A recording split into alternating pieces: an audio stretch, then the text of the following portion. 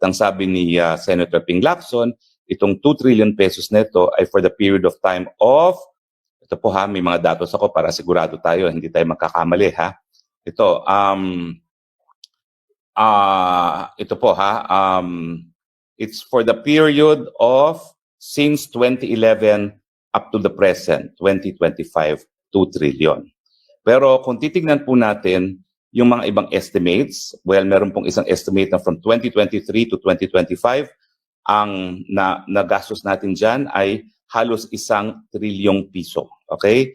Halos 1 trilyong piso between 2023 and 2025 alone. Ibig sabihin, sa administrasyon ni Marcos Jr., halos 1 trilyon po ang nagastos para sa flood control project.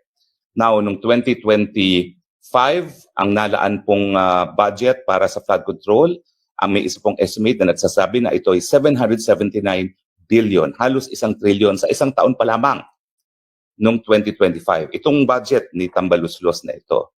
Bagamat sa susunod na taon, lumiit na ang kanilang hinihinging budget, 274.9 billion kasi nga siguro na iskandalo.